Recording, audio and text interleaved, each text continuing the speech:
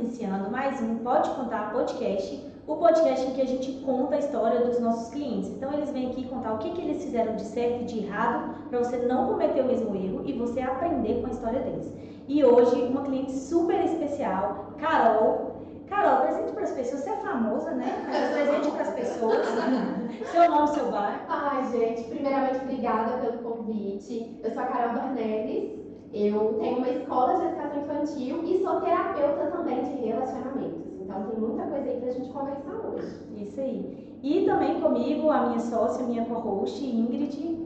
Olá, gente, de novo aqui com vocês. Hoje com um papo bem gostoso, vai ser bem legal. Mas já fazendo meu trabalho, como sempre, curta, compartilhe, deixe nos comentários aí o que você quer saber no próximo podcast. Se você também quer participar, deixe seu nome aí, fala eu quero. E também compartilha com aquelas pessoas que estão a fim de ouvir esse papo e você acha importante também.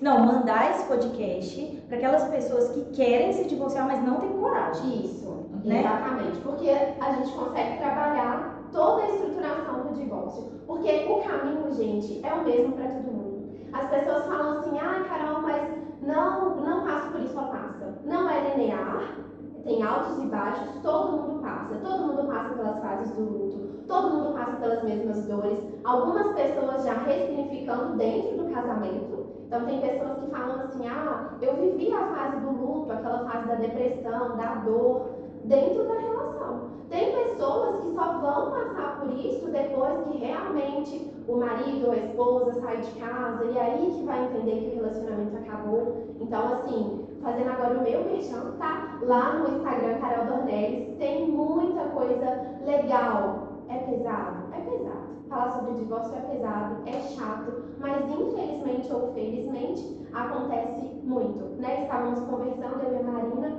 e a cada 2 casamentos, um acaba em divórcio. E ela falou sobre uma proporção de 7 anos, né? É o seguinte, hoje as pessoas se divorciam mais, né? Até a gente estava gravando um vídeo hoje aqui no marketing do escritório, e a gente estava fazendo exatamente a linha do tempo, desde quando o Brasil era monarquia, como que era o divórcio, então era muito regido pela igreja, então não era possível o divórcio, até hoje, que você pode casar hoje e divorciar amanhã, né? Então, que já não tem mais tanta incidência religiosa, né, na nossa legislação. Na legislação, mas no emocional tem assim, demais. Então, é que a gente vai crescer das duas maneiras, né? A gente mais jurídico, lei, como funciona, a burocracia do divórcio, né? Porque o divórcio é um processo burocrático, mas também a questão psicológica também, por causa que tem toda uma emoção por trás nessa escolha, né? Mas hoje as pessoas se divorciam mais, porque é mais fácil o divórcio hoje em dia, né?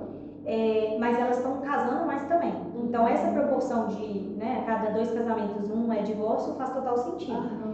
E pela nossa, né, pelos estudos, né, que é feito pelo CNJ, mostra que os casamentos atualmente duram em média 7 anos. Pode ser mais? Pode ser mais. Eu me divorciei esperando 7. A crise. Eu passei pelo processo de divórcio na crise dos 7 anos. Mas sabe o que eu percebo hoje no movimento? Vocês me corrijam se vocês não concordarem.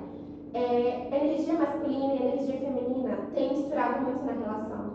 Eu acredito muito que a função do homem, eu ensino isso para as minhas pacientes, que é prover, proteger e liderar. E não generalizando, porque existem, graças a Deus, muitos homens bons, e meu marido é um deles. A gente acompanha.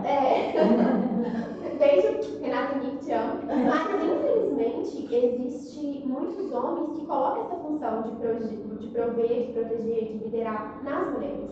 Então, é aqueles homens, filhinhos da mamãe, né, que tem tudo na mão, que é acostumado ali com até um patriarcado, né, de eu não posso lavar uma louça, que eu vou estar inferindo no meu masculino. E isso a gente tem mulheres hoje que precisam sair trabalhar, assim. A renda da mulher hoje conta, né? Muito. Porque hoje é tudo muito caro, né? Então hoje a mulher complementa a renda de dentro de casa. Sim, ela precisa sair do mesmo jeito que ele. E aí chega em casa, ambos ali têm os afazeres, mas eles resolvem sentar, né? A grande maioria. É o que eu mais atendo, gente. Muitas e muitas mulheres que vêm com essa mesma demanda. Carol, estou cansada.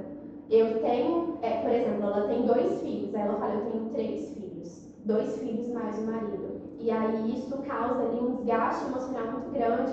É uma mulher que já está em processo de definhar mesmo, elas chegam péssimas. E isso entra dentro da fase fase do luto também, sem comer, sem dormir, porque o emocional está muito abalado, mas não tem coragem de tomar a decisão, porque ainda não sabe. Freud fala, né? Enquanto a dor que você está vivendo não for maior do que a dor do medo da mudança, você não vai mudar. Então a dor precisa crescer tanto, e por isso que as mulheres que pedem o divórcio, elas já estão ali no pó, tentando de tudo. Ô Carol, você fez uma pesquisa no seu grupo de WhatsApp esses dias, né? Porque, meninas, para quem está passando por esse processo, depois pega o link, a gente vai deixar o link aqui do WhatsApp do seu grupo e acessa lá o grupo da Carol, que são mulheres que já se divorciaram, mulheres que querem se divorciar, mulheres que estão pensando em se divorciar, né? Então tem todas as... Né? Então eu vejo ali, então eu vejo ali que uma que está pensando em se divorciar manda alguma mensagem, a outra que já passou por isso fala, faz isso, faz aquilo, e tem todo o seu suporte, né? Aí esses dias você mandou uma pesquisa lá, quem pediu o divórcio, né? A mulher que pediu, o homem que pediu, nós dois decidimos em conjunto, e a proporção é que as mulheres pedem mais. Isso, eu vi também essa proporção. Por quê? Porque elas estão cansadas. O homem, geralmente, quando ele pede o divórcio, é uma situação, assim, muito atípica da normalidade. E é quando fere o ego. Aqui, os que chegam aqui é tipo assim, fui traído, ou ela não tá comparecendo mais, né? Alguma coisa nesse sentido. E quando entra nesse não comparecendo mais, é engraçado falar, mas o casamento, ele tem um contrato do sexo. E aí muitas pessoas falam assim, a gente já não fica junto mais, não dorme mais. Eu atendo várias pacientes que assim, o filho já dorme na cama do casal e o homem dorme pra fora e fala assim, mas eu ainda acredito, tudo bem, mas você não tá vivendo um casamento, você tá vivendo um coleguismo. Porque o casamento, o contrato do casamento tem a relação sexual. E aí isso embola tudo isso. Nossa, uma psicóloga falando de contrato de casamento, nossa, tô apaixonada. Porque eu falo aqui que casamento é um contrato. Porque quando a gente assina um contrato, a gente escolhe inclusive regime de casamento, né? Então assim, tem outras cláusulas que envolvem também o casamento, né? Como esse aí. E se as pessoas compreendessem sobre o regime, a gente tem até uma live, né, Marina, sobre o regime, seria tão mais fácil, né? Você saber ali o que é, o que não é, o que você pode, o que não é. Porque no momento do amor, da paixão, é tudo muito fácil de resolver. Agora, pensar no pior cenário, é igual quando a mulher abre mão da carreira. Tem muitas mulheres que chegam e falam, Carol, não consigo me divorciar porque eu tô há 20 anos fora do mercado, eu ainda sustento os meus filhos, Como é que eu vou ficar? Como? E aí fala assim, ele resolveu que ele vai pagar, ele vai me sustentar por mais um ano. Mas como que ela vai voltar de 20 anos pro mercado de trabalho? Como que é isso também? Agora eu vou perguntar pra vocês. Assim, hoje em dia, Carol, o judiciário ele não entende mais por pensão vitalícia para mulher. Né? Nem para mulher, nem para o homem, né? Para o ex-cônjuge de uma forma geral, né? Porque a gente está falando assim que é da mulher, porque geralmente é mais comum que a mulher pare de trabalhar. Mas a gente tem alguns cenários, inclusive aqui no escritório, que é o homem que foi deixando a carreira, que a mulher era muito bem sucedida, né? Então, assim, hoje o judiciário não entende pensão vitalícia para ex-cônjuge. Mas, se a gente consegue comprovar uma dependência econômica dessa pessoa, a gente consegue uma pensão por um determinado tempo. Então, ela é transitória. Então, a mulher precisa voltar para o mercado, porque, vou falar uma coisa super dura e super polêmica. Não vai ser cancelada, tá? Mas costuma-se dizer nos bastidores do judiciário que ex-marido ou ex-mulher não é INSS. Então, ela precisa, sim, voltar para o mercado. E isso é uma coisa que a gente bate muito na tecla aqui, até na nossa outra empresa do El Inspira. Não pare de trabalhar, você precisa ter uma renda, porque se acontece qualquer coisa, você não está 100% desamparada financeiramente. E tem vários requisitos, né? A idade, a capacidade de voltar a trabalhar, é mãe. Então, tipo assim, e mesmo atendendo todos os requisitos, não vai ser para sempre essa pensão. A gente teve um divórcio aqui que a gente fez, que a mulher tinha 65 anos e ela tinha parado de trabalhar, sei lá, 30 anos. Então ela já estava fora do mercado. A gente conseguiu uma liminar para ela de 3 anos. De 3 anos. E olha que, então assim, né, muito tempo fora do mercado, e aí ela... E isso foi uma coisa fora da curva. 3 anos é muita coisa. É fora da curva. Mas ao mesmo tempo como em 3 anos se posicionar. Sim. Né? Mas acho, gente, que a gente... porque é um assunto extremamente interessante, mas aí a gente vai falar um pouquinho. Como a Carol chegou, teve esse grupo, por que decidir por essa carreira, por que Vamos no início. Gente, eu comecei a minha primeira faculdade de pedagogia.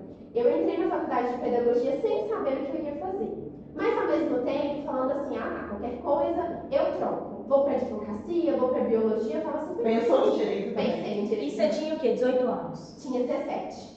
Nossa, gente, muito nova. Né? Mas eu comecei a trabalhar com educação infantil, eu tinha 14 anos. Então, meu primeiro emprego foi dentro de escola e eu sempre vivi dentro de escola. E aí, falei, então pedagogia, que aí eu já continuo o meu trabalho, qualquer coisa eu troco. Quando eu entrei no curso de pedagogia, eu fiquei apaixonada.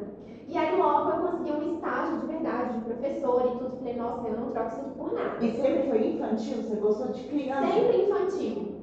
Abrindo só um paralelo, no ano da pandemia, eu passei no concurso e fui trabalhar na Prefeitura de Contagem como pedagoga do ensino médio. Primeiro dia de trabalho, eu chego lá de tênis, calça, o pessoal, vai pra sala, tipo assim, me mandaram ir pra casa. Falei, calma, que eu sou a pedagoga da escola da parte da tarde. Aí, sou moça, desculpa. Mas eu sempre fui apaixonada pela educação infantil. Não que eu não goste dos outros estágios, né, mas, assim, a minha raiz, o meu amorzinho tá na educação infantil.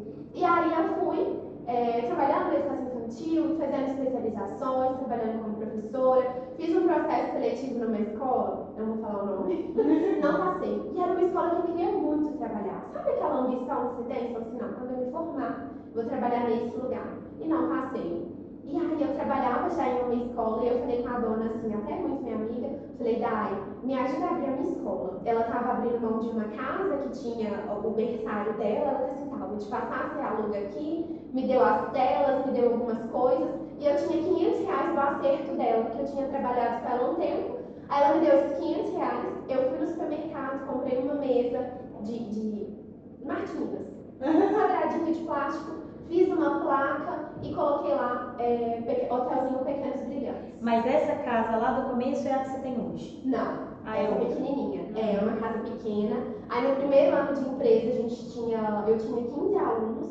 E eu lembro exatamente quando eu perdi meu primeiro aluno, foi no dia do meu aniversário. Gente. Eu abri a escola no dia 2 de janeiro de 2018. Dia 10 de janeiro de 2018 eu perdi meu primeiro cliente. Então, se você é empresária e tá perdendo cliente, é assim mesmo que funciona, né? Mas a gente fica muito chateada. Eu falei, nossa, eu lembro que eu tinha 5. Eu lutei tanto pra chegar aqui e ter 5, aí eu perco 1, como assim? E fiquei indignada. Só que aí depois vieram 15. Aí a gente fechou o primeiro ano com 15, o segundo ano com 30, e aí depois 45, e hoje estamos com 110 alunos. E você sempre gerenciou tudo? Como é que era no início? Tudo. Eu abria, eu fechava, eu fazia compra, eu era o financeiro, eu era a tia da cozinha, tudo. Durante 2 anos eu fiz tudo. Eu tive uma equipe muito boa, sim, tenho até hoje, mas no início eu até adoeci. Eu tive que ir no psiquiatra porque eu desenvolvi um toque. Pra mim, todo mundo que entrava dentro do Pequenos Brilhantes tinha que sair assim, impecável. Então, é engraçado, né? Eu pegava, sabe aquelas escovas de lavar roupa? Esfregava o chão com escova de lavar roupa pra ficar impecável. E aí, com 6 meses de empresa, eu fui no psiquiatra e ele falou assim, olha, me dá 6 meses. Se depois de 6 meses você quiser vender, eu te dou autorização. Antes disso, não. Aí ele me passou uma medicação, eu tomei. Graças a Deus foi assim, algo muito passageiro. Eu até chamei uma amiga concorrente, falei, vem comprar minha empresa aqui, eu já tenho 15 alunos. Ela, não, você dá conta. Porque você estava adoecendo. Eu estava adoecendo. Por causa da perfeição inalcançável. Porque é impossível, né? Pra gente ter uma empresa, a gente precisa entender que tem ônus e bônus, que tem dores e delícias. E eu queria só viver a delícia. Então, quando sai um aluno mordido, pra mim era o fim dos tempos. Eu falava, meu Deus, como eu sou antiprofissional, sabe? Assim, um fardo muito pesado. Enfim, superei, não vendi a escola, a gente saiu da casa porque não comportava mais os alunos, então eu fui para uma casa maior, que é hoje a nossa sede. Estamos tentando adquiri-la também, se Deus quiser, vamos conseguir, para ter sede própria. E eu falo que eu quero ter pelo menos mais 4 unidades.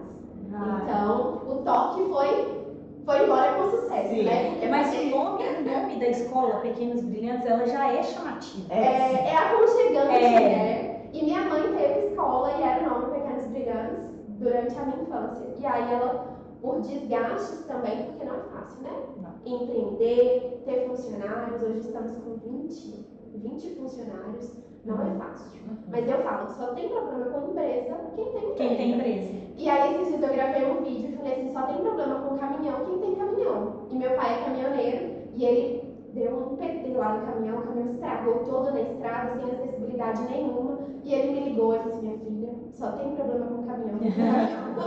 Falei, é isso, né? A gente sabe os nossos problemas. E aí, passando ali pela pedagogia, psicopedagogia, eu fiz um curso de psicanálise infantil. Então, psicanálise para bebês, crianças e adolescentes, de 1 ano e meio, essa especialização. Fiquei apaixonada e isso eu acho que eu consegui aplicar muito bem na escola. Com certeza. Só que aí o que eu via? Eu via muitas pessoas, porque durante a pandemia eu passei por um processo de divórcio, eu via muitas pessoas assim, Carol, mas como é que foi? Carol, mas como é que é? Sabe assim, aquela pessoa te perguntando entre os dentes? Sim. Porque ainda é um tabu, né? Você fala assim, ó, meu casamento tá, ó, a bosta. É difícil, as pessoas têm essa dificuldade de realmente aceitar que isso está acontecendo na vida dela. Não, primeiro que é um tabu a gente Sim. conversar disso, né? Por exemplo, aqui no escritório, nas nossas redes sociais, a gente quase não fala de violência doméstica.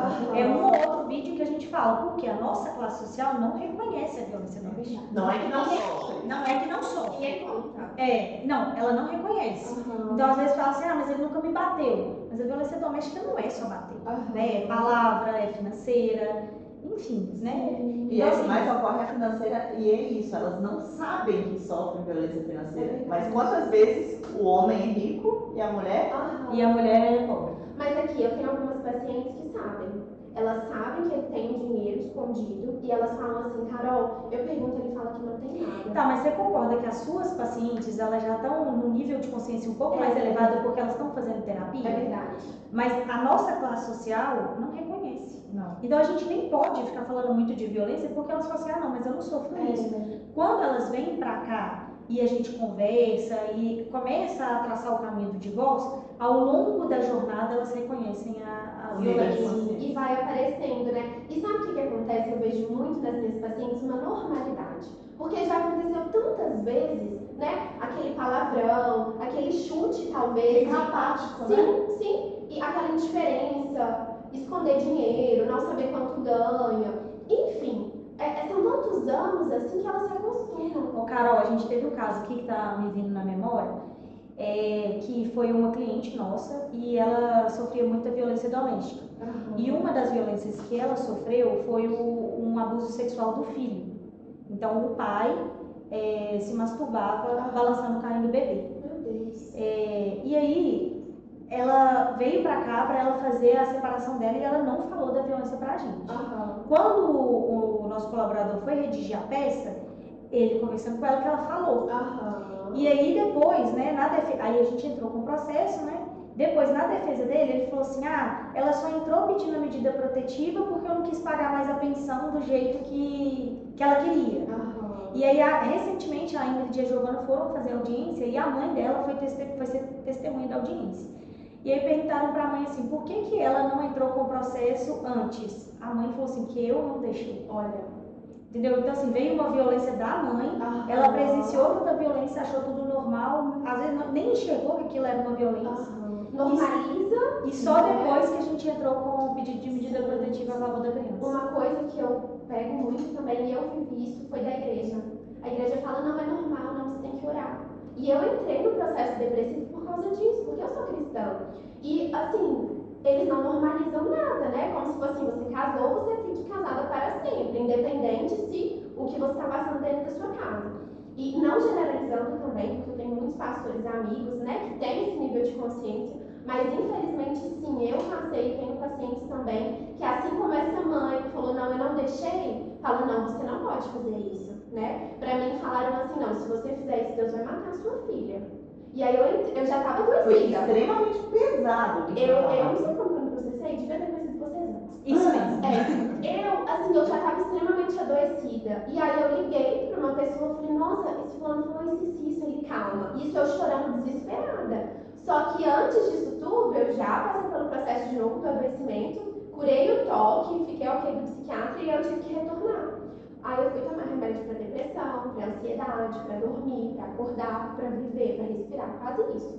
E aí vem essa violência de tipo assim, não, se você fizer isso, vai acontecer isso e isso. Você precisa quebrar essa maldição hereditária, né? Porque os meus pais também se divorciaram, era como se fosse uma maldição pura e simples. Só que não, ninguém estava dentro da minha casa, ninguém sabia o que eu estava vivendo, ninguém sabe quantos anos, né, a gente foi ali arrastando panos, porque na rede social é muito bonito, né? A gente vive isso e eu tenho muitas pacientes que estão dormindo em quartos separados, já tem 4 anos, mas viajam juntos, tiram foto em família, é aquele casal margarina. E a gente sabe, né, que no fundo tem ali uma dependência emocional, financeira e até física. Mas esse negócio é como que a gente se acostuma com um relacionamento bosta. Exatamente. E a importância da gente ter esses grupos de apoio, Sim. de comentar, porque muitas das vezes, tipo assim, acontece alguma coisa dentro da sua casa e você assim, não, isso deve ser normal, você fica reclamando, eu sou ingrata, eu tenho um relacionamento, eu monto família, eu tenho teto, ele é provedor, ou nós dois conseguimos prover. Sim. Aí quando você vai,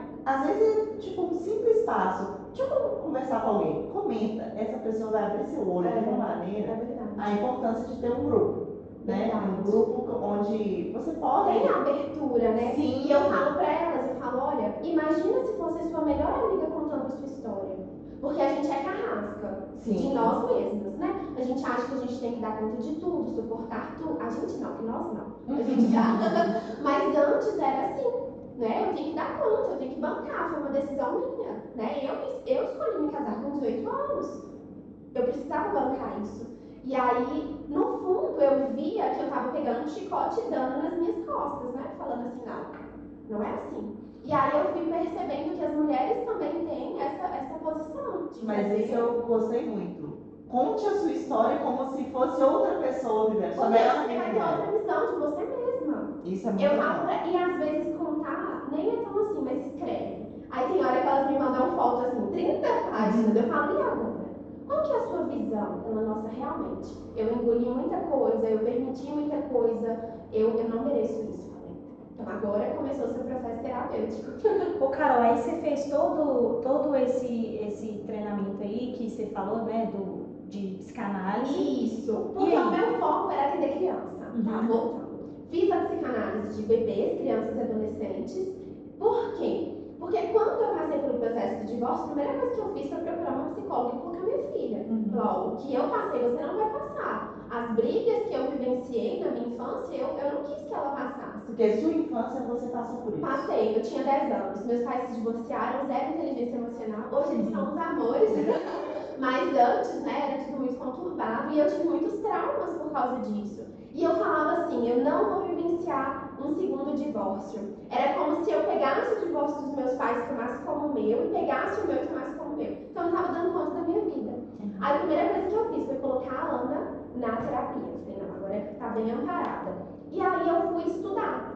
Além da psicanálise de crianças e adolescentes e bebês, eu fiz terapeuta de relacionamento de casais, fiz uma formação e fiz também um curso de psicanálise a grosso modo, sem ser só específico de crianças, sabe? E aí dentro disso foi aparecendo as pessoas, ai, Carol, tô passando por isso, ai, sabe assim, a amiga? Sim. Fui sendo amiga de todo mundo, falei, opa. Mas você tem muito lugar de fala, porque você passou por isso, né? Então assim, você tem muito lugar de fala para você poder ajudar a outra pessoa. Sim. E quando foi no meio do ano passado, a gente estava até indo pra Bahia, eu falei pro Renato, e eu falava no meu Instagram só de criança. Criança que estava passando pelo divórcio dos pais, inteligência emocional para os pais. E eu tenho muito lugar de fala nisso por causa da escola. Então eu faço muito... E também da sua infância. Eu faço muito aconselhamento de pais. Desde as coisas mais bobas, por exemplo, eles me chamam de tia Carol na escola. Ai, tia Carol, minha filha não tá conseguindo vestir roupa. Ela quer, por exemplo, ela quer vestir um pijama para sair. Aí eu dou a solução. E eu vou ensinar aqui pra vocês. Se a gente vai passando por isso, é o seguinte: a mãe pega 3 peças de roupa e coloca em cima da cama. E pega da criança 3 peças de roupa que ela queira e coloca em cima da cama. Primeiro fala, filho, vamos escolher minha roupa? Aí a criança vai e escolhe a roupa da mãe. Depois, olha como que é legal, vai e escolhe a roupa. E aí o nível é 100% de aceitação. Então, eu tenho esse lugar lá na escola, desse cuidado. E ano passado, no meio do ano, estávamos indo pra Bahia, eu falei pro Renato, falei, amor, eu acho que eu preciso falar sobre o divórcio. Aí ele tá assim, sério? Falei, sério. Só que Pô, vai achar que a gente tá se divorciando. Só que isso tem uma exposição, né? Você falar de um lugar que você já passou é uma exposição. E uma dor, né? Falar, Falar, sim. você vai te tocar uma ferida. E aí eu falei assim, caramba, como que eu vou falar disso? Aí eu fiquei o resto do ano passado todo meio que enrolando, assim, falando, mas não falando tanto. Quando foi dezembro do ano passado, eu falei, amor, e o Renato me apoiou, falou, amor, se é isso, eu acho que você deve fazer. Eu falei, não, então tá bom. E aí eu comecei a expor algumas coisas, falar algumas coisas. E aí em dezembro eu criei um grupo terapêutico e coloquei um post, assim, sem patrocinar, sem nada, gente. O que entrou de gente? Hoje nós temos 86 mulheres que estão passando pelo processo. Agora que eu comecei a fazer tráfego pago. Agora sim, hoje. Então, Eu fechei tudo orgânico. E aí foi entrando essas mulheres e eu tomei uma decisão em janeiro. Falei, agora eu não vou ser mais a amiga que dá conselhos, eu realmente vou ser a profissional. E é um bebezinho, né? O meu consultório é um bebezinho ainda. Tem 11 meses que eu estou atendendo, mas já foi ali mais de 50 mulheres dentro desse processo. E muita gente fala assim, ah, mas eu já faço terapia. Falo, tudo bem. Aí eu criei o Tríade. O Tríade são 5 encontros, porque às vezes a pessoa já faz uma terapia convencional, mas o terapeuta não é terapeuta de relacionamento.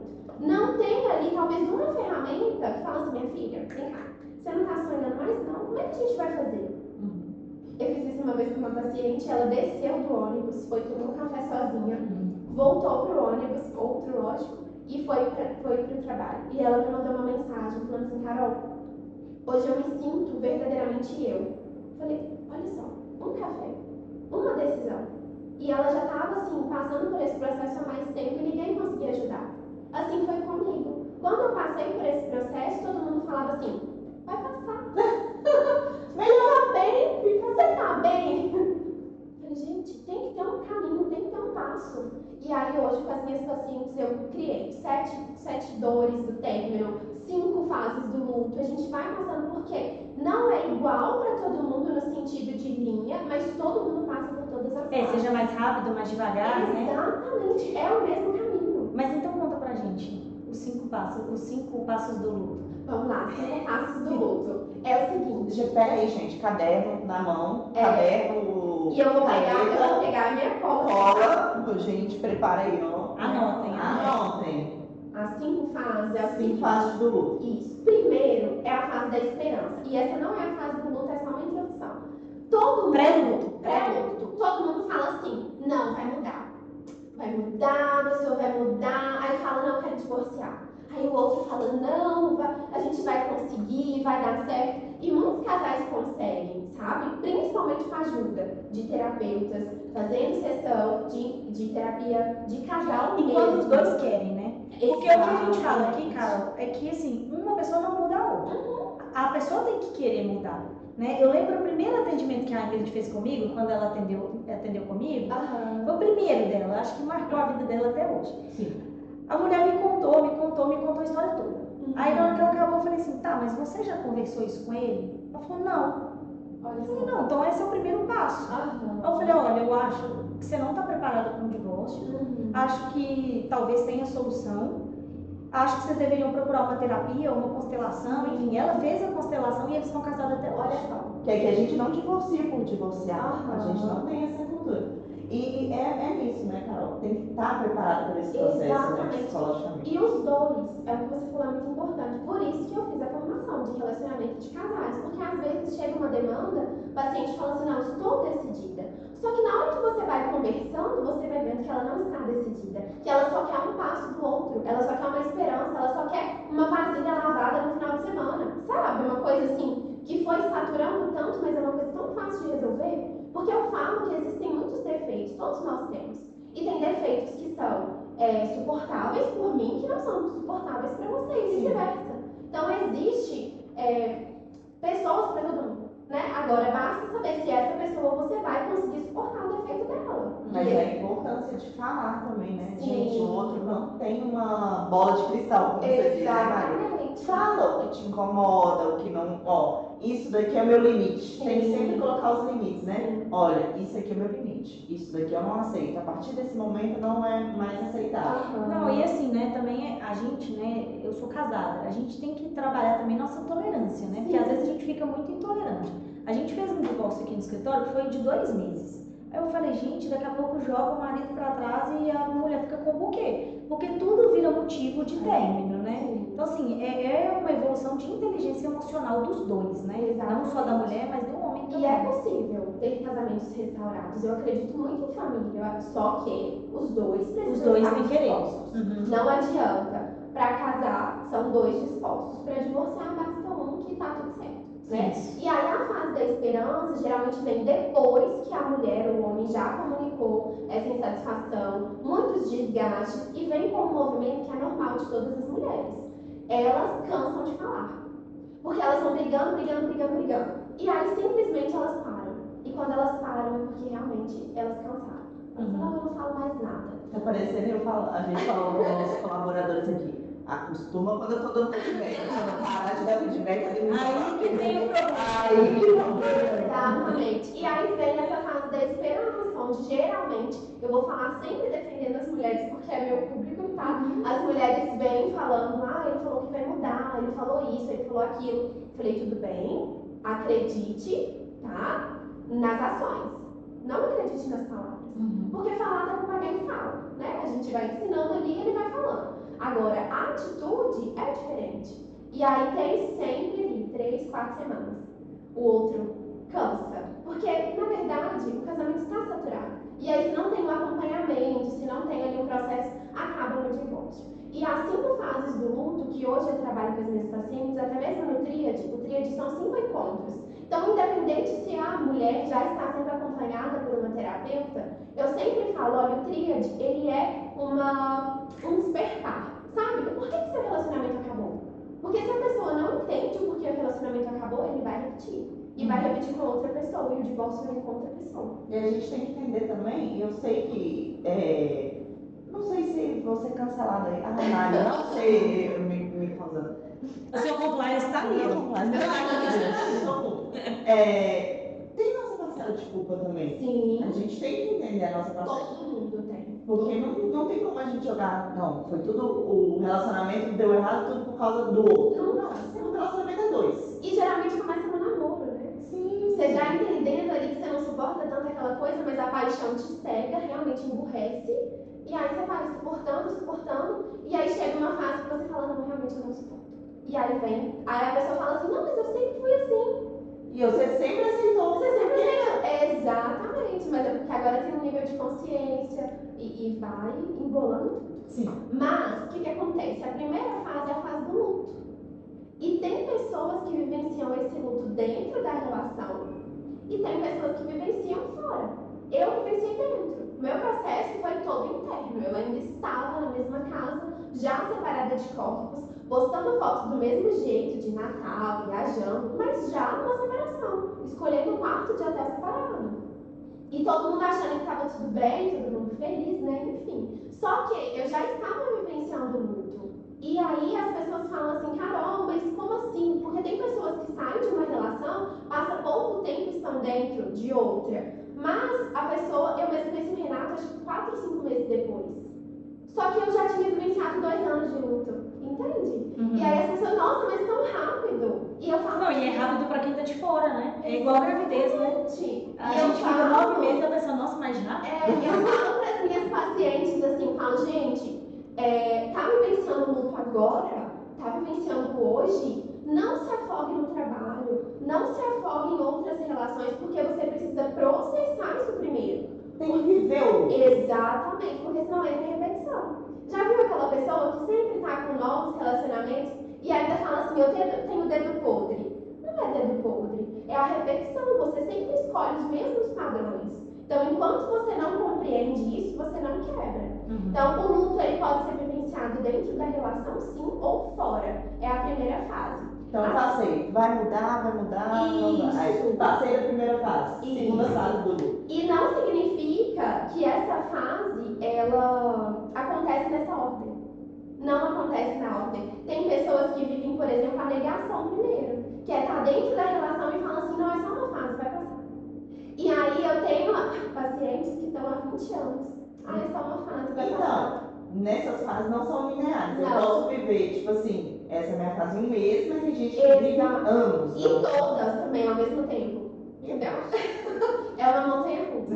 É um processo muito doloroso. Por isso que a gente precisa estar muito amparada, tanto emocionalmente quanto legalmente. Não, e assim, é uma desconstrução de um sonho, né? Sim. Quando eu fui casar, eu lembro que eu postei muito na rede social sobre regime de casamento. Aham. E o que eu fui bombardeada de... Ai, mas você tá casando pra divorciar, né? Como se você estivesse projetando aquilo, né, pro divórcio. Só que regime de casamento não tem a ver só com divórcio, né? Ok, pode até não divorciar, mas você sabe se a pessoa vai morrer amanhã? Exato. Quem é o herdeiro dessa pessoa? Né? Aham. E assim, é engraçado porque as pessoas não se preparam pra isso. Não mesmo. Vive ali a fase de conto de fadas que tem que vivenciar mesmo, mas com muita racionalidade. E essa é a diferença, eu acho, de uma relação saudável e não saudável. Tô até pra falar essa semana sobre relacionamento tóxico e relacionamento abusivo. As pessoas se acostumam e acham também que é normal, né? E não é. Então, a negação é isso. Ah, não vai passar. E dentro dessa fase da negação, o que eu falo com as minhas pacientes? Coloca um tempo. Ah, você vai resolver que você vai colocar 10 anos de tempo? O problema é seu, mas coloca um tempo. E foi assim que eu fiz também. Então, tudo que eu faço foi algo que eu já vivenciei, estudei e consolidei, sabe? Então, por exemplo... Então, a pessoa não é um teste. eu testei primeiro. Você foi Jacobada. Eu fui. E aí eu coloquei uma data. Aí chegou numa data, eu falei pra pessoa que tinha chegado a data, mas eu falei, eu ainda não dou conta. E aí prorroguei essa data. E aí depois da segunda prorrogação eu já dei conta e fiz o que deveria ser feito. Então eu sempre falo para minhas pacientes, por quê? Você não passa 20 anos. E você sabe que você está há 20 anos numa relação falida, mas você fica negando, falando assim, ah não, ele vai melhorar. Eu vou melhorar, a gente vai se encontrar de novo. E muitas vezes, né, se encontra mesmo. Mas por vezes não. E aceitar isso é difícil, né? A segunda, mas não é a segunda, tá? Porque tem ali altos e baixos, não é certo. Vou falar o próximo ponto. É a raiva. O divórcio, vocês devem escutar muito, né? Quero matar fulano. Quero matar o bebê dele. Vou deixar sem nada. Vou deixar sem nada. Como se fosse fácil, né? Mas vem sempre assim. Eu tô com raiva de mim. Eu tenho raiva de mim por ter entrado nessa relação. Eu tenho raiva por ter me colocado nessa situação por tanto tempo. Ou então, eu não acredito que essa pessoa fez isso comigo, no caso de uma traição, né? De um abandono, eu não acredito que ele foi embora. Então, essa fase também é uma fase muito difícil. E que o que precisa ser feito? Você colar nos seus familiares. Ah, Carol, não tem familiar. Cola nos seus amigos, arruma, vai jogar beach tênis e faz amizade com alguém. Vai no grupo terapêutico, entra no Ela Inspira, cola com mulheres empreendedoras. Por quê? Porque você precisa ser amparado. Deixa eu contar uma coisa polêmica, que eu não sei se vocês sabem disso, mas eu fui noiva antes de eu casar com meu marido. Sério ou não, Rabel? Eu fui noiva antes. Corte. Eu acho que a Ingrid sabe dessa história. Mas o que acontece? Eu tava num relacionamento há 4, 5 anos. E aí eu já ia fazer 30 anos e eu falei, tá, o próximo passo é casar. Né? Então eu fui ali, né, naquele fluxo. E aí meu pai me chamou pra conversar e ele falou assim, Marina, mas você não tá animada pra casar não? Quem vai casar tem que estar super animado. Eu falei, como assim, gente? Eu não tô animada pra casar, sabe? Só que eu realmente estava no fluxo. E aí eu terminei com ele, uns 25 segundos de coragem, eu já tava com data do casamento marcado. E aí eu terminei, sei lá, faltando 6 meses pro meu casamento.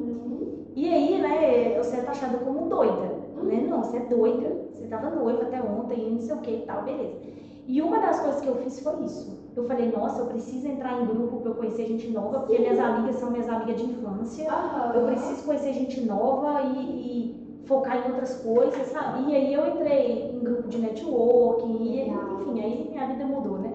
E aí depois, quando eu conheci meu marido, eu namorei e casei com 1 ano e meio. Olha só. Não, eu e o Renato, foi inacreditável. Conheci o Renato no Uber, tá? Então vocês estão prontos a qualquer parada de Uber. Ele, professor de educação física, rodava nos intervalos e tudo, era no final de semana. E aí eu tava indo pra um bar e encontrei ele. Então, assim, passando acho que 6 meses, ele tinha uma gaveta na minha casa, depois ele não foi embora mais. E assim foi.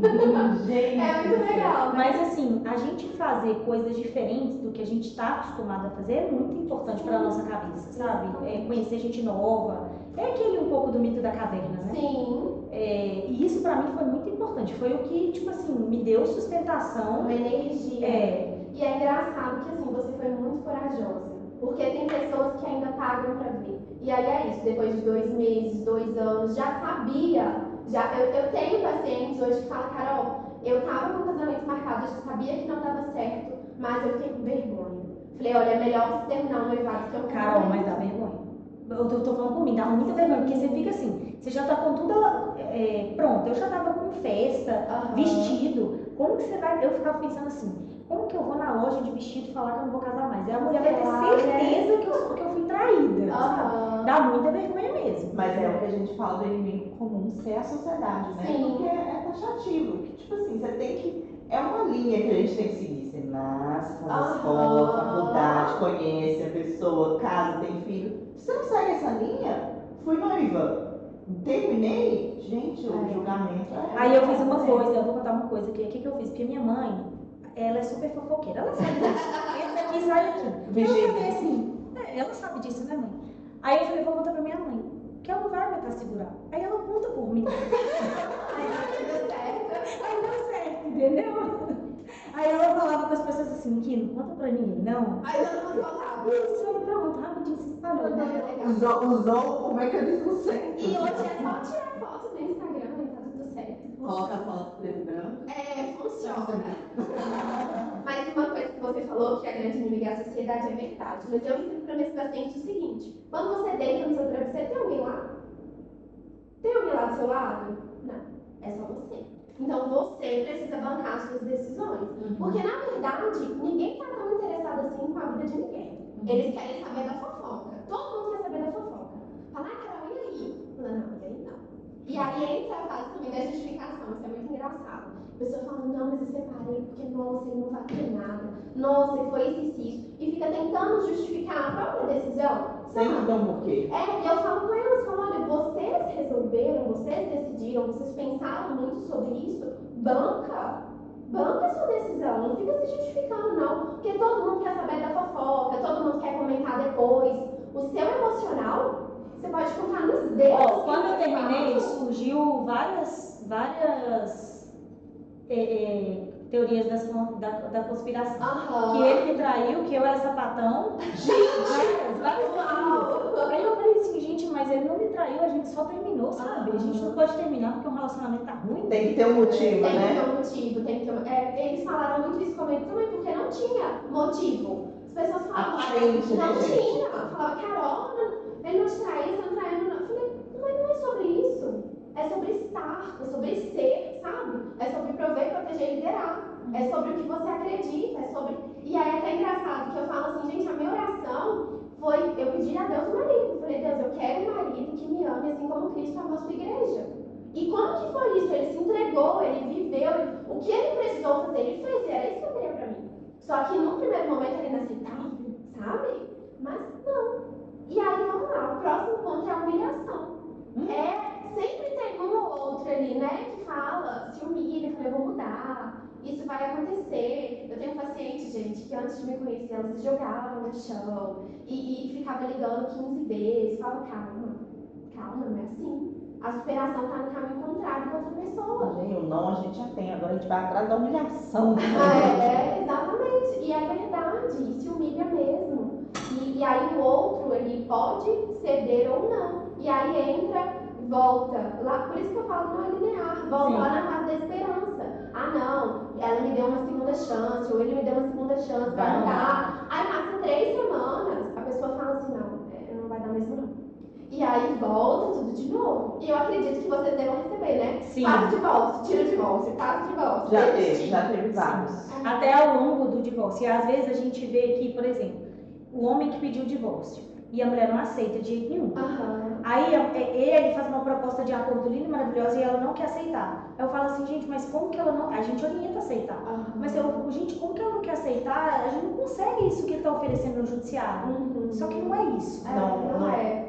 Você sabe que É, é massa, tipo, né? emocional ali, quer perturbar também, tipo assim, eu vou ficar aqui te humilhando enquanto eu tô te perturbando, te tentando, eu ainda sou algo pra você, Sim. né? E quando corta o vínculo ali, já se desfez. Mas é uma coisa também, tipo assim, não, veio fácil demais. É... Então, tipo assim, é porque eu quero sair por cima, eu quero conseguir aquilo ali, não, se me deu fácil é porque tá dando fácil. Não, eu quero mais isso, quero mais aquilo. Até chegar a um ponto que, tipo assim, é insustentável. Insustentável. E quando tem filhos, isso é ainda pior. Porque assim, infelizmente, gente, a alienação parental tá aí. Sim. E isso, assim, as mulheres, eu amo meus pacientes, mas vem muito da parte das mulheres. Isso é importante você falar, Carol, porque aqui a gente, seu público foi mulher. Defendo. Sim, de verdade. defende, mas é bom a gente falar também que mulher faz muita alienação parental. Fala mal, mas a criança não tem matéria psíquica para compreender aquilo sobre o pai.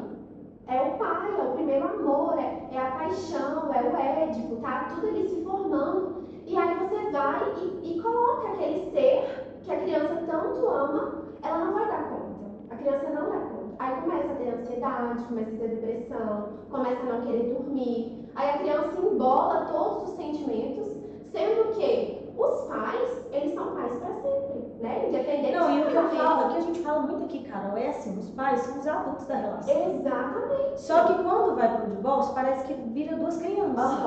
E aí não consegue conversar, né? E aí por vários motivos. Só que começa a usar a criança. Sim, moeda de troca. E eu falo assim, gente, preserva a criança. Esses dias ainda de atender uma mulher que falou assim, ele não tá pagando a pensão, aí eu não vou deixar visitar.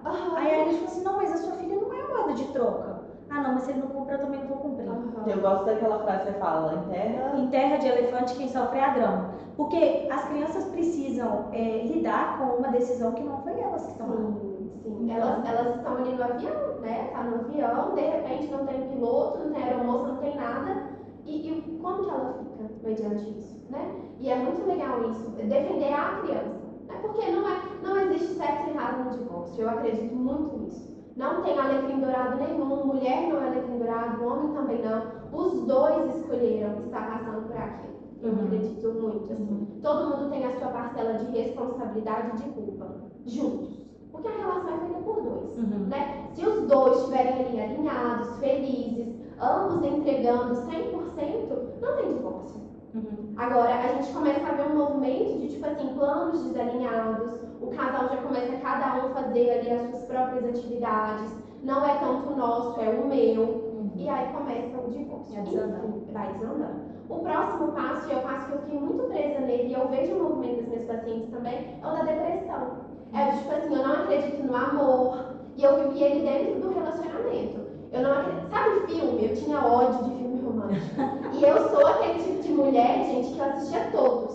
Sessão da tarde era todos, Netflix, sempre que aparecia um romântico, eu tava lá, apaixonada, amando. E eu fiquei com ódio daquilo, falei, é tudo mentira, não existe relação. Aí eu vi, assim, casais de amigos, falando, tudo mentira. Todo mundo. Tudo falsidade, sendo que não existem casamentos bons, relacionamentos felizes.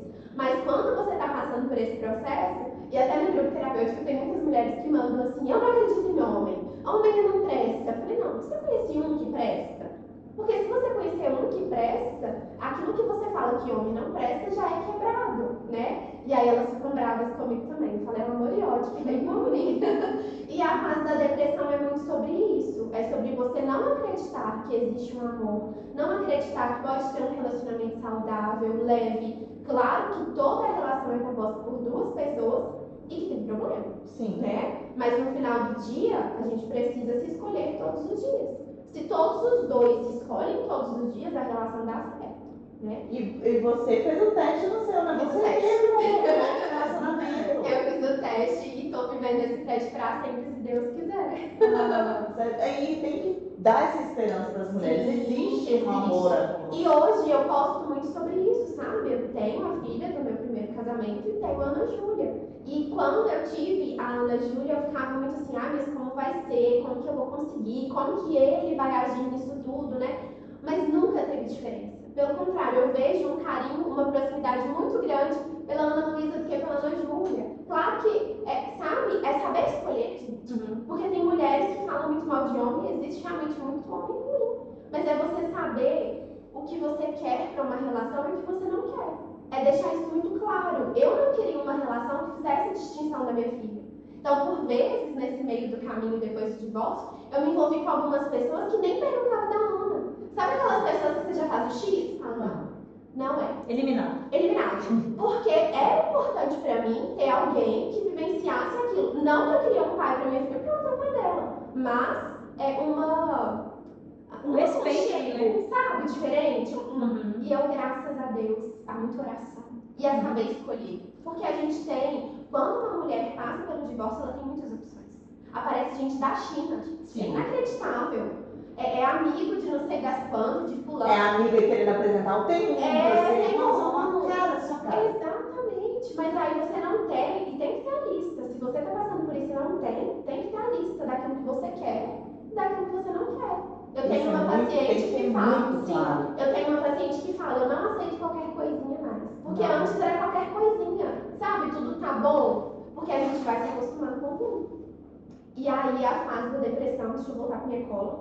E aí, por último, a fase da depressão é difícil sair. Ela é que eu vejo mais uma fixação mesmo, de não acreditar e tudo. E por vezes é importante você aceitar que você precisa de um psiquiatra. É importante aceitar que você precisa tomar uma medicação. Ah, Carol, mas eu vou viver com essa medicação? Não, você vai passar por esse processo em terapia, com bons advogados e com a medicação, como se fosse uma muleta, até você aprender a andar novamente. E quebrar esse tabu também, né? Porque psiquiatra não é médico de doido, é médico de quem precisa. Mas eu vejo muito, esse é o preconceito maior, lá de novo, a sociedade. Ah, se eu tô no psiquiatra é porque eu tô louca, porque eu sou louca, que eu tô doida. Gente, não é isso. Não é. É uma necessidade. Imagina, você ficar sem dormir. Eu era o tipo de pessoa que se eu encostasse, agora eu voltei a ser, porque eu sou mãe. Minha bebezinha tem 11 meses. Se eu encostasse, eu dormia. E eu virava noite sem dormir. E quando eu falei isso com o psiquiatra, ele me pediu acompanhamento semanal. Ele disse assim, olha, o seu caso é grave. Eu falei, tá. Tudo bem. Porque, exatamente, mas a gente acha assim, não, eu dou conta. Não, tá tudo bem. Não é assim. Amanhã eu durmo. Amanhã vai ser melhor, eu vou conseguir. A minha analista ficava maluca comigo. Ela falava, Ana Carolina, você precisa de um rumo. Enfim, é um processo que a gente precisa de ajuda. E não dá pra negligenciar isso. Não dá pra achar que você é uma mulher maravilha, que você dá conta, porque não dá. Não tem como. E o último, e não significa que é o último, pode ser transitório, é a aceitação. Quando você aceita finalmente que esse relacionamento acabou, é o momento que você fala assim, saia o peso, né? Sai o peso. E você muda a sua fala. Ao invés de você ficar se justificando, você fala, pra você, eu fiz tudo que eu pude por essa relação. E, infelizmente ou felizmente, não deu mais. E eu aceito. Eu aceito que eu tinha um mapa. Eu aceito que eu tinha um caminho todo ali descrito, né? A gente vai fazer isso, aí depois de tal ano a gente vai ter filho, aí a gente vai comprar um apartamento, e vai ser assim, e vivemos felizes para sempre. Só que é engraçado, eu tenho essa analogia, que quando o filme acaba, é na hora que o casamento, né, ali da igreja acaba, que é onde o bicho começa a pegar. Finaliza só os felizes para sempre. O felizes para sempre, mas o feliz para sempre é todos os dias, você se amando, se respeitando, e cada um no seu devido lugar. E por vezes a gente tem ali um caminho todo traçado, que aí tá em branco. Aquele caminho tá todo em branco, você não sabe mais quem você é. Tanto é que você precisa trocar a sua identidade. E eu uso muito isso, assim, do processo delas irem até o cartório e mudar a identidade, é um marco. Quem é você agora? Quem é você sem esse sobrenome?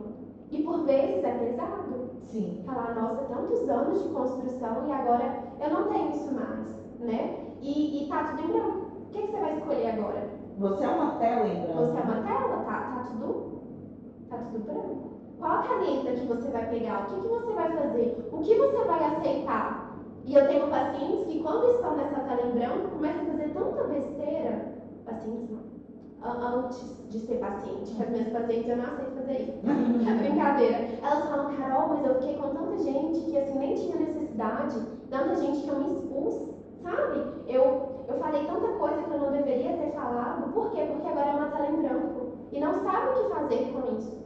Porque o novo assusta, o novo dói, o novo... Aí o que quer? Quer ficar voltando lá naquele mapa escrito, quer prejudicar a pessoa. E o caminho da superação sempre está em um lado oposto do outro. E aí tem gente que fala assim, tem até música, né? Vou postar foto pra te esquecer, vou não sei o quê. Você deve fazer isso por você e pra você, não é pra atingir o outro. Mas é porque mesmo o outro mapa sendo ruim, pelo menos é conhecido. Exatamente. Eu conheço os buracos aqui dessa estrada. Exatamente. Então, tipo assim, vou voltar ali porque pelo menos eu conheço. É seguro. É seguro. Tanto é que quando a gente tá num lugar que tem muita gente, a gente vê um rosto conhecido, pode ser assim, o cara da padaria. O que a gente faz? Nossa. Ficar ali perto, que pelo menos ele já me viu. Uhum. A gente vai ali, né? E é muito sobre isso, é um medo do novo e causa essa angústia muito grande, mas você precisa escolher. Aqui no escritório, a gente escuta muitas mulheres falando assim, não sei aonde que eu me perdi. Sabe, a gente escuta muito isso. E às vezes é difícil recomeçar, né? Mas a gente brinca que existe vida após o divórcio. Sim, e sabe onde se perde? Na difusão. No casamento, a gente tem muita mania de estar muito entrelaçado e não respeitar a individualidade de cada um. Então, dentro do casamento, para ter um casamento feliz, eu, Carol, preciso estar inteira, transbordando aquilo que eu tenho e o Renato do mesmo jeito. Então, nós somos indivíduos diferentes que a gente, no nosso melhor e nas nossas dificuldades, claro, porque casamento a gente não divide só delícia, a gente se mistura. Mas eu sou um ser, ele é outro ser. Agora as pessoas falam assim, eu não saio mais com os meus amigos, não jogo mais futebol, não faço isso. E aí vira ali uma alienação que realmente depois não sabe quem é quem. E Carol, não é sempre que nas fases do relacionamento mesmo, não é sempre, vai ser sempre 50-50, né? Nunca. Tem vezes que vai ser um dia, 80 seu, 20 meu. Sim. 70-30. E quando a gente tá de TPM, gente? Não. A gente Aí é 100% seu. Tira aí. E eles de ovo virado, que homem também fica de TPM, fica de ovo virado e a gente tem que ter paciência. Mas é engraçado que assim, as pessoas sempre brigam por causa de 3 motivos. Deixa eu ver se eu lembro. É desamparo, desvalor e desamor.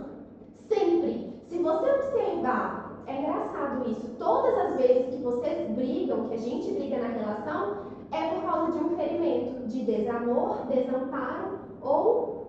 Acabei de falar, esqueci. Desamor, desamparo. Nossa, ela falou isso. Eu falei a minha com memória esse fez. eu falei.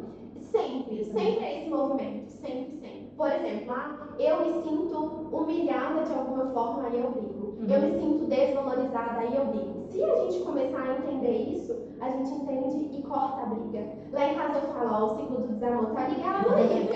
Aí a gente já começa a rir, já entende e já volta. Porque é a compreensão, né? Como você falou, não é sempre ali 100% os dois. Sempre tem um que tá melhor, outro que tá pior, mas aí você tem interesse pela vida do Desamparo. Desamparo. Desamor, desvalor e desamparo. E você tem Eu tô lutando com o meu. Você ficou parado aí, né, Maria? Senão... Obrigada por você lembrar. E é sempre isso. Aí a gente vê essas relações sendo construídas e sendo destruídas também por negligência. Carol, você é quase uma enciclopédia aqui pra gente. Eu adoro conversar com você porque você tá sempre muito embasada teoricamente, sabe? Você não tira as coisas da sua cabeça e eu adoro pessoas assim. Mas estamos caminhando pro final do nosso podcast. Que pena! Tá vendo? Passa rápido. Passou muito rápido, eu tava preocupada, a gente uma hora é muita coisa. Não, mas não é. A gente sempre ficaria aqui a tarde inteira. Tá faltando, tinha muita coisa pra falar. Eu nem falei no próximo tópico, vou deixar aí pra vocês me chamarem de novo. De novo, pode deixar, a gente chama. Mas a gente sempre finaliza o podcast com uma dica de ouro. Tá. Qual seria a dica de ouro que você daria para a pessoa que está passando pelo que você passou, né? Pelo que a gente conversou aqui? Sim.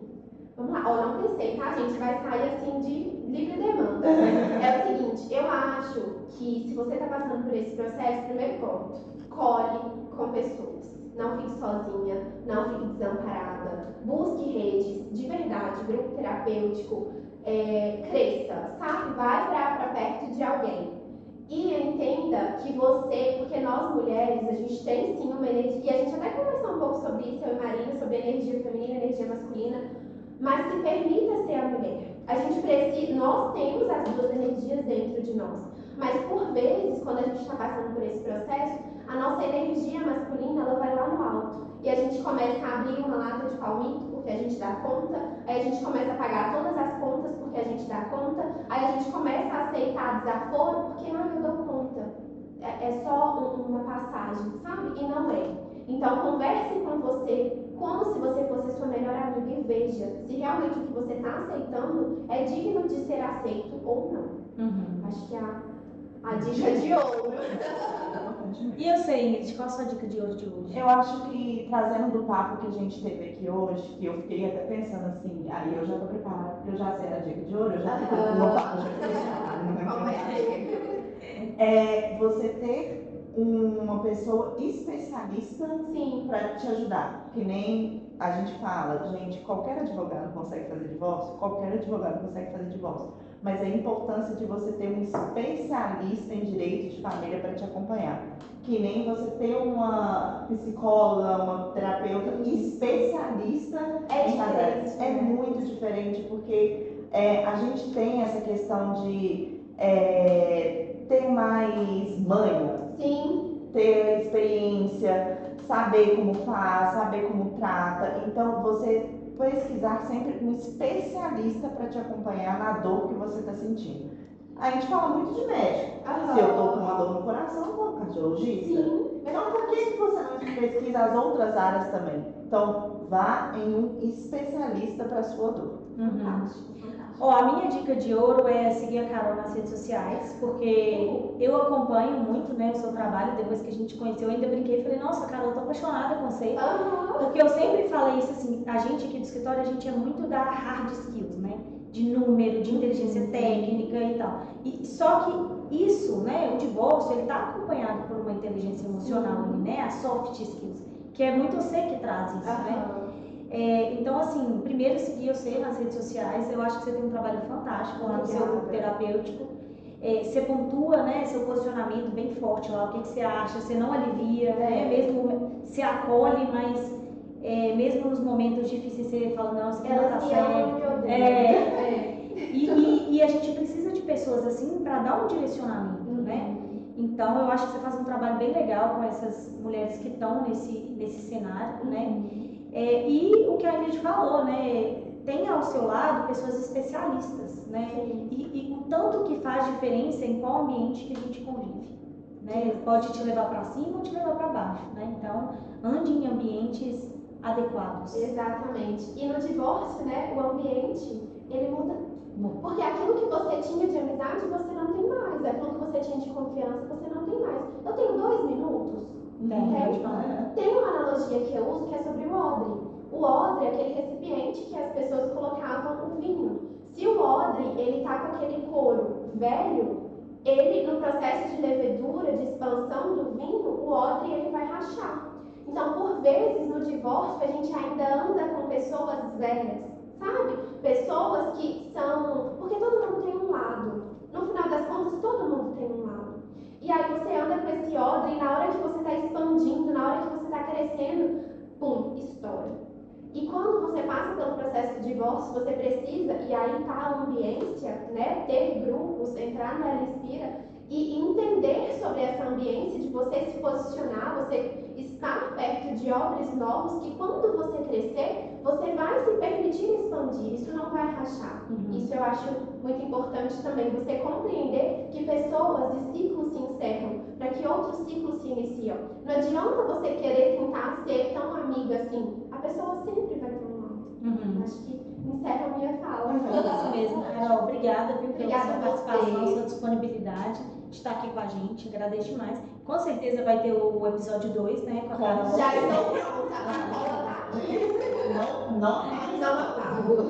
Gente, se você gostou desse vídeo, curta, compartilha, se inscreva no canal, deixa no comentário aqui se você quer vir aqui participar com a gente, o que você quer que a gente traga de tema para que o YouTube entregue cada vez mais os nossos conteúdos. Então, obrigada e espero que você tenha gostado desse episódio.